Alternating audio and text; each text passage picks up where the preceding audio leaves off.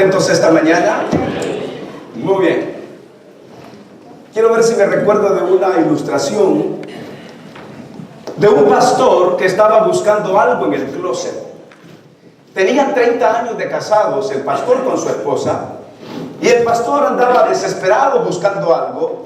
Abrió el closet y de repente vio una caja al fondo, detrás de todo, una caja. Y cuando sacó la caja, encontró ahí 3 huevos y $150 de billetes de a $1.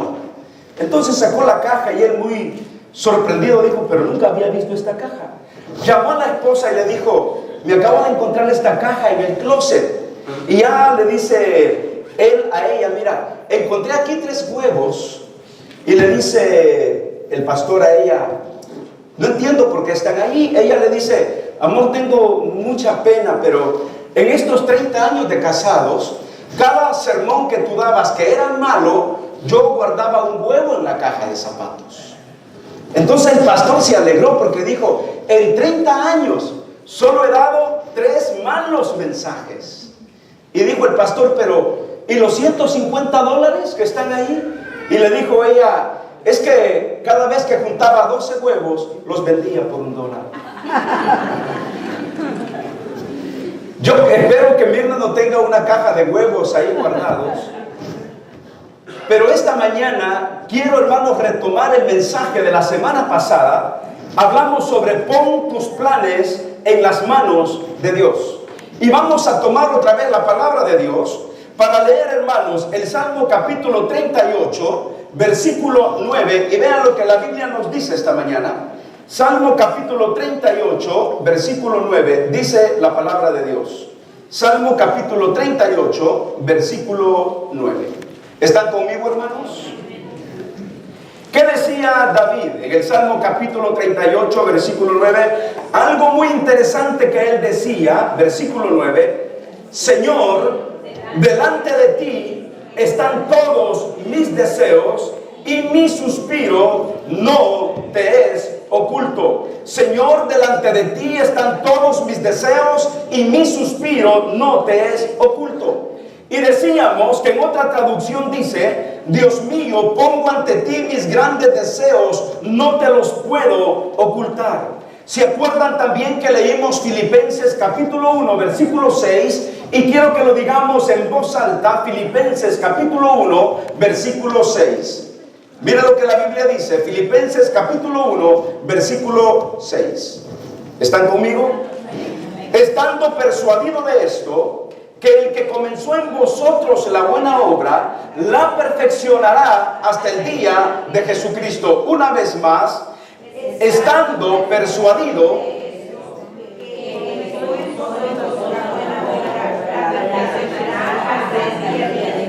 Muy bien, ¿todos tienen Biblia, hermanos? Muy bien, díganlo conmigo. 1, 2, 3. Estando persuadido de esto, que el que comenzó en vosotros la buena obra, la perfeccionará hasta el día de Jesucristo. En otras palabras, es como que Pablo está diciendo: Dios empezó el buen trabajo en ustedes, y estoy seguro que lo irá perfeccionando hasta el día en que Jesucristo vuelva. Recuerden que dije la semana pasada que Dios no ha terminado su obra con nosotros. Dios continúa trabajando en nosotros. Dios sigue perfeccionando, moldeando nuestra vida, nuestro carácter, nuestro corazón, nuestra vida espiritual. Dios la sigue desarrollando en cada uno de nosotros. Usted va a recordar, porque solo voy a mencionar los puntos que tocamos la semana pasada, y decíamos que el primer punto que debemos de meternos en la mente y en el corazón, si vamos a hacer planes, si vamos a establecer metas, primero sería: haz de tu relación con Dios el que, hermanos, la prioridad número 1. Haz de tu relación con Dios la prioridad número 1. Recuerda lo que dijimos, hermano: separados de mí, dijo Jesús, nada podéis hacer. Hablamos también de otro punto que fue un punto muy interesante: déjate guiar por el Espíritu Santo. Entonces, decíamos que el Espíritu Santo nos da poder, el Espíritu Santo nos guía, como dice la Biblia, a toda verdad y a toda justicia. El Espíritu Santo nos da el poder para realizar las metas y los planes que nos hemos trazado para este año 2015. Sin el poder del Espíritu Santo, sin el Paracletos, hermanos, sin la ayuda del Espíritu Santo, usted y yo estamos perdidos. No podemos hacer absolutamente nada. Pero muy bien, tengo 3 puntos más para esta mañana. En tercer lugar, si yo quiero hacer realidad los planes, los propósitos, los programas que yo he establecido en mi vida, hermano, recuerda este principio: no te apartes de la palabra de Dios. No nos apartemos de la palabra de Dios. Pon como meta leer la palabra de Dios todos los días. Le digo un principio muy interesante que aprendí esta semana. Las metas engrandecen tu fe y tu fe expanden tus metas.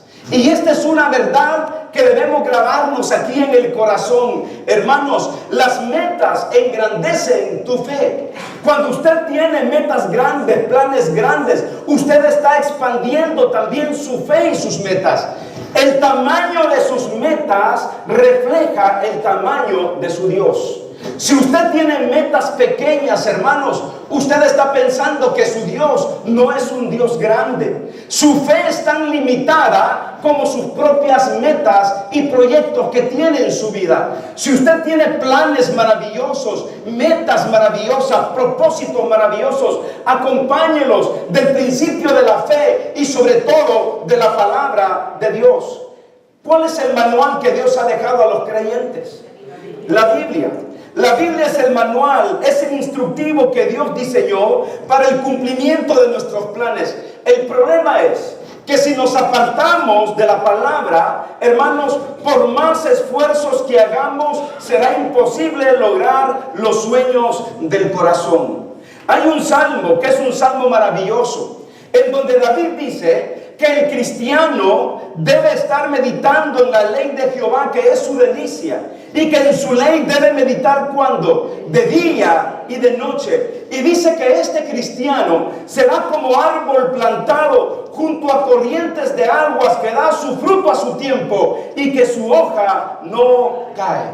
Hermanos, no hay duda, Dios bendice a los que aman su palabra y que alegremente la estudian de día y de noche. Dice David que son como árboles sembrados junto a los arroyos, que llegando el momento dan su fruto y no se marchitan sus hojas, y todo lo que hacen será para bien. ¿Y qué le dijo Dios a Josué? En Josué capítulo 1 versículo 8, no tiene que buscarlo. La Biblia dice que Dios le dijo a Josué: nunca se apartará de tu boca este libro de la ley, sino que de día y de noche meditarás en él, para que guardes y hagas conforme a todo lo que en él está escrito, porque entonces harás prosperar tu camino y todo te saldrá bien.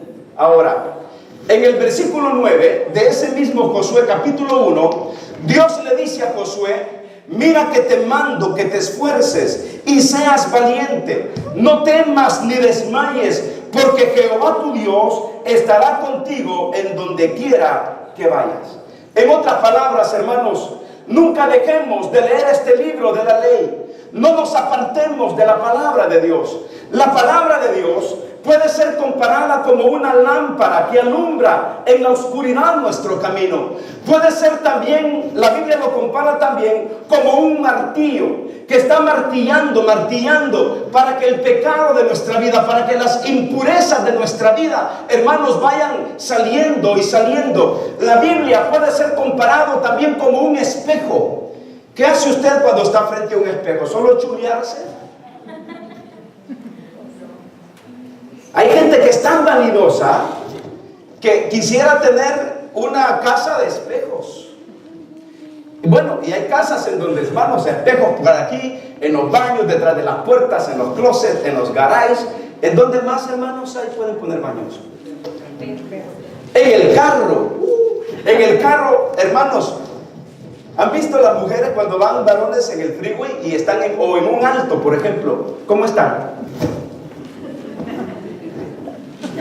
Esta semana fuimos con Mirna a un lugar y estábamos en un alto y me dice Mirna, mira, y estaba una mujer en el carro, hermanos, pero hasta con estilo, en pestañola así, como que estuviera en su casa, tranquila, como que si no hubieran carros detrás. Y qué bueno que se puso en verde, porque olvídese. Pero hay gente tan vanidosa. La Biblia es comparada con un espejo.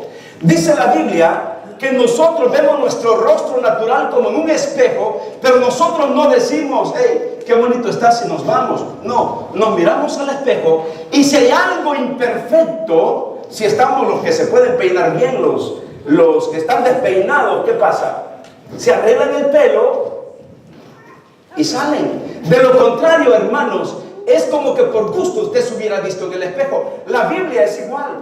Tenemos que ver nuestras impurezas y nuestras imperfecciones en la palabra. Por eso necesitamos vivir en la palabra de Dios. Ponernos como meta, hermanos. Nunca dejes de leer el libro de la ley. Hay que estudiarlo de día y de noche. Hay que ponerlo en práctica para que tengamos éxito en todo lo que hagamos, hermano. Y Dios le dice a Josué: yo te pido que seas fuerte y valiente, no te desanimes ni tengas miedo, porque yo soy tu Dios y te ayudaré por donde quiera que vayas. Hermano, no te apartes de la palabra de Dios. Me acuerdo siempre de un anuncio de un muchacho que vendía computadoras y tenía un anuncio en la televisión, y él decía, por decir la idea, compren la computadora, que no sé qué, pero use la computadora, dice, porque si no usa la computadora, si la va a tener de adorno, mejor un florerito le sería mejor. En otras palabras, es como tener la Biblia también guardada, tener la Biblia empolvada, tener la Biblia de adorno. Hermano, agarre la Biblia esta semana. Lea la Biblia. No estamos en contra, no somos una iglesia que está en contra de que vea televisión. Pero yo le digo, vea también la palabra de Dios, estúdiela, léala, escudriñela, memorice la Biblia, que no se aparte ese libro de la ley. ¿Sabe qué le dijo Pedro a Jesús? Pedro le dijo a Jesús: pero Señor, ¿a quién iremos si solamente tú tienes palabras de vida eterna? Y el apóstol Pedro dice: desead como niños recién nacidos la leche espiritual no adulterada. ¿Para qué? Para que por ella crezcáis para salvación. No se aparte de la palabra si usted quiere realizar sus planes este año. Incluya este plan: no me apartaré de la palabra de Dios. En cuarto lugar, esto es muy importante, hermano. Uno de las metas, de los planes que tenemos que hacer es honrar a Dios con nuestros dones, con nuestros talentos y con nuestras finanzas. ¿Cómo me hubiera gustado que hoy estuviera toda la congregación para escuchar este principio? Miren, hermanos, a medida que Dios trabaja contigo, a medida que Dios trabaja con tus planes, tú tienes que ir desarrollando los dones, los talentos, el tiempo que Él te da, las finanzas que Él te da para su servicio. Y yo le digo una cosa: en la medida que servimos a Dios, veremos un crecimiento increíble, maravilloso en nuestras vidas.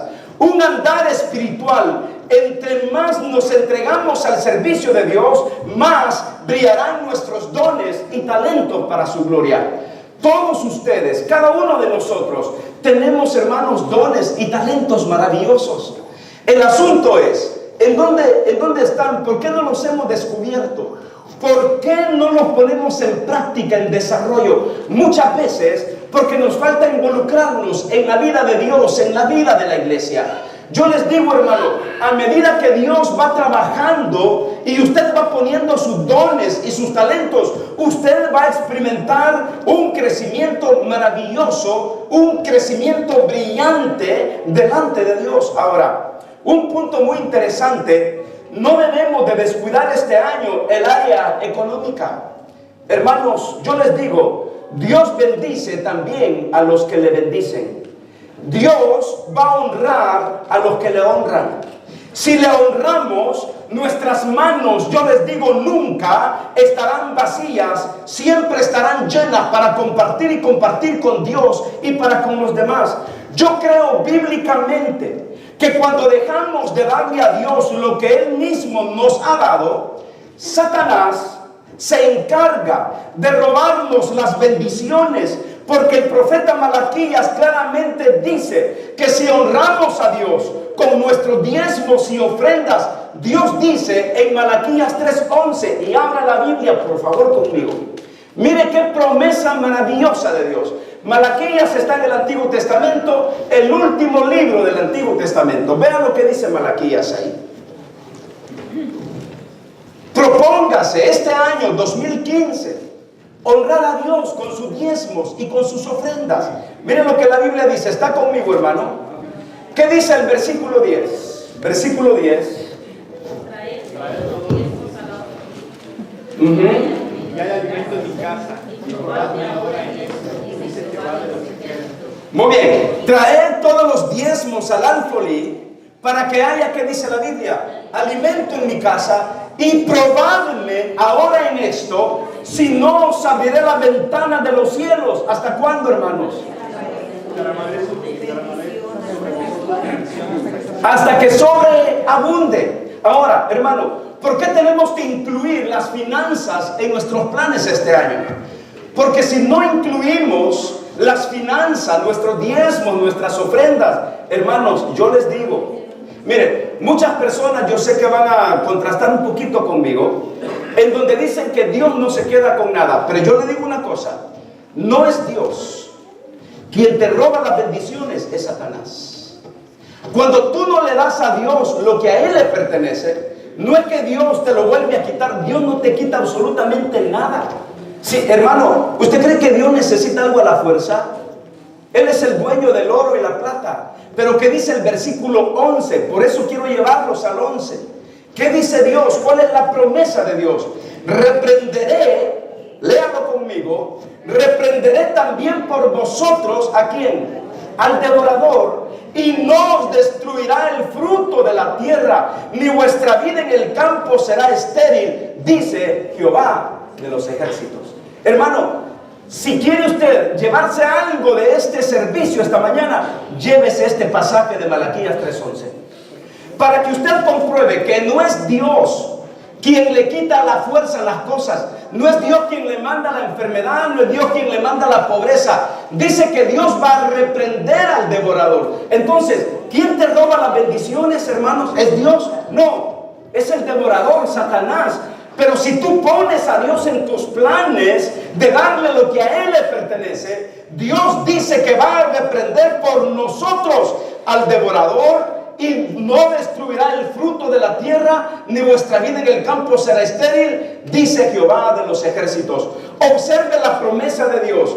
Él reprenderá al devorador, es decir, no permitirá que destruya el fruto de tus bendiciones si obedecemos el diezmar para que haya alimento en la casa de Dios. Hermano, mire, cuando yo estaba preparando este mensaje, porque aunque me quedaron los 3 puntos para hoy, en la semana seguí pensando en esto de las finanzas.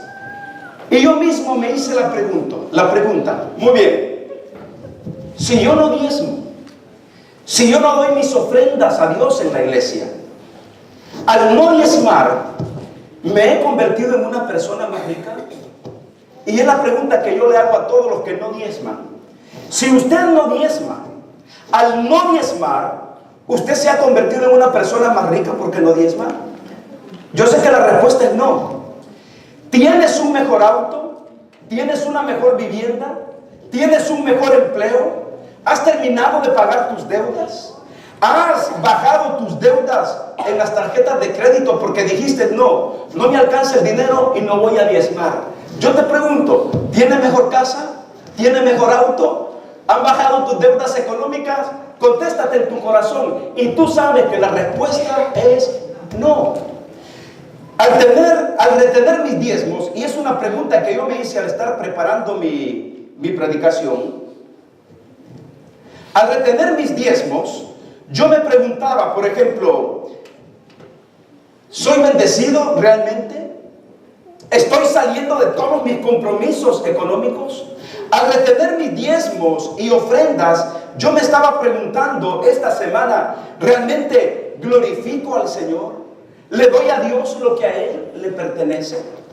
Y me doy cuenta, hermanos, que si yo dejara de diezmar, mi vida seguiría igual, con mis deudas, o quizás peor. ¿Sabe por qué?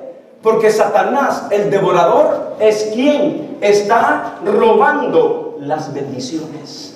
Yo debo de poner a Dios, hermanos, en mis planes económicos. A veces nosotros pensamos que somos más inteligentes y decimos, no, pero si yo gano $3,000, ¿cómo voy a dar $300 a la iglesia? Con $300 mantengo a mi familia allá en México o en El Salvador. Pero yo le digo una cosa, mis queridos hermanos, a Dios lo que es de Dios y al César lo que es del César. Al César lo que es del César y a Dios lo que es de Dios.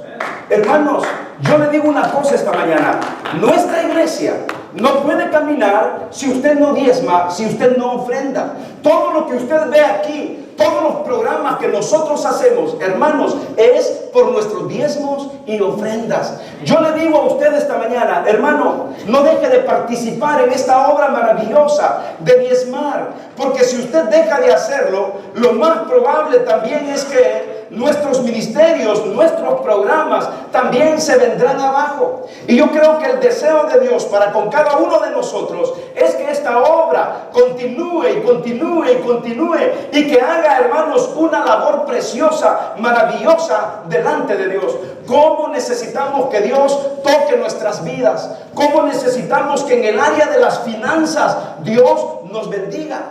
Hermanos, a veces nosotros podríamos decir, pero ¿por qué? ¿Por qué estamos mal económicamente? Podríamos nosotros decir, pero ¿por qué Dios no nos bendice? ¿Por qué Dios no hace una obra todavía con nosotros? Y yo le digo, si Dios no obra, muchas veces, hermanos, es porque nosotros le estamos fallando al Señor. Le estamos fallando al Señor. Cada uno de nosotros debe entender que la gracia de Dios fluye en nuestras vidas, pero necesitamos nosotros entender lo que estamos diciendo. Dios honra a los que le honran. Dios bendice a los que le bendicen. Sería imposible, hermanos, que nosotros veamos la prosperidad espiritual, económica en nuestras vidas si nosotros no tomamos en serio lo que Dios nos dice aquí en su palabra, que debemos de traer nuestros diezmos al alfolí para que haya, ¿qué dice la Biblia? Abundancia, y que haya alimento en la casa. Honremos a Dios con nuestros diezmos y con nuestras ofrendas. Y vuelvo a preguntar, al no diezmar, ¿te has convertido en una persona más rica? La respuesta es no. ¿Eres feliz si no diezmas? Y yo creo que aquí está la pregunta más interesante. ¿Soy feliz al no diezmar? ¿Estoy en paz con Dios? Cuando yo recibo mi cheque de la semana de $300, aparto los $30 que a Dios le pertenece. Hermano, haga conciencia de esto, porque Dios le va a bendecir a usted en la medida que usted bendice su reino. Busca primeramente el reino de Dios y su justicia, y todo lo demás os será añadido. Y quiero terminar con este otro punto porque el tiempo se me fue. Bueno, hay un pasaje en 2 Corintios donde dice, y el que da semilla al que siembra y pan al que come, note lo que dice, proveerá y multiplicará vuestra sementera y aumentará los frutos de vuestra justicia, para que estéis enriquecidos en todo para liberalidad, lo cual produce por medio de nosotros acción de gracias. Dios provee para nuestras necesidades. Hermano, mire, yo sé que estoy tocando un punto quizás muy, ¿cómo decirle?, muy sensible, porque no nos gusta que nos hablen acerca del dinero, pero no soy yo, es la palabra de Dios que nos está diciendo, hey, hermano, hónrame con tus diezmos y con tus ofrendas. No se quede atrás, porque yo le digo, si usted no aprende a diezmar y usted cree que quedándose con sus diezmos va a ser más rico, usted se va a hacer más pobre. Si usted cree que sus deudas van a bajar, probablemente sus deudas van a aumentar. Y esto no es chantajismo, esto es palabra de Dios. Ahora, por último, hermano, algo que debemos incluir en nuestros planes, el número 5 es, vive en comunión con tus hermanos en Cristo. ¿Se recuerdan lo que leímos la semana pasada? Mirad cuán bueno y cuán delicioso es habitar los hermanos que juntos en armonía. No hay nada más bello ni más agradable que ver a los hermanos que viven juntos en armonía. Dice la Biblia que es tan agradable como oler el buen perfume de los sacerdotes, perfume que corre de la cabeza hasta los pies. Es tan agradable como la lluvia del norte que cae en el monte de Hermón y corre hacia Jerusalén. Dice la Biblia, a quienes viven así, Dios los bendice con larga vida. Vamos, hermanos, en nuestros planes vamos a proponernos llevarnos mejor los unos a los otros. Vamos a proponernos amarnos los unos a los otros. ¿Qué les parece, hermanos? Porque tiene que ser parte del plan. El parte de tu meta este año es amarnos mejor los unos a los otros. Ahora, ¿no es cierto que es más fácil amar a los que nos aman? ¿No es cierto que es más fácil amar a aquellos con quienes nos llevamos mejor? ¿O piensan como nosotros, visten como nosotros y actúan como nosotros? ¿No cree usted, hermano, que es más complicado amar y llevarnos bien con aquellos que no piensan como nosotros, que no se visten como quisiéramos nosotros y simplemente que no son como nosotros? ¿Sabe que muchas veces juzgamos a los que son diferentes a nosotros? Pero yo le digo, Dios no me ha mandado a juzgar, Dios me ha mandado a amar. ¿Sí capta la idea? A veces amamos a aquellos que nos aman. Nos acercamos con aquellos que piensan como nosotros, visten como nosotros, actúan como nosotros. Pero qué difícil es convivir con aquellos que son diferentes a nosotros. Y comenzamos a hacer juicios y comenzamos a juzgar. Y yo me doy cuenta en la Biblia que Dios no nos ha mandado a juzgar, nos ha mandado a amar. Y cuando nosotros comenzamos a amar, hay una gran bendición en la iglesia. A veces juzgamos cómo visten algunos jóvenes o adultos, o cuántas joyas trae tal persona, o cuán tatuado se encuentre alguien. Pues bien, yo les digo, prefiero que todos los tatuados estén aquí conmigo en la iglesia a que pierdan sus vidas en las calles. Muchas veces podríamos juzgar a ciertos jóvenes por cómo se visten, y yo les digo, prefiero tenerlos en la casa de Dios a que se pierdan en la calle. A veces somos buenos para juzgar a alguien cuando trae una falda corta, pero yo le digo, prefiero tenerlos en la casa de Dios que perderlos en un nightclub o en un salón de baile. Porque debemos aprender no a juzgar, sino a amarnos los unos a los otros. Debemos amar a aquellos que piensan diferente a nosotros, aquellos que visten diferente a nosotros. Hermano, si eres un republicano, te amamos. Si eres un demócrata, también te amamos. No estamos para juzgarnos, estamos para amarnos los unos a los otros. Mire, denle un aplauso al Señor, porque como que no está siendo quizás claro lo que estoy diciendo, pero no hagamos juicios apresurados, sin entender por qué muchas veces las personas no están actuando correctamente. No siempre estarán en su misma condición. Dios está trabajando con ellos. Mira, hermano, si aquí viniera alguien con miles de aretes en los labios, no deberíamos por qué juzgarle.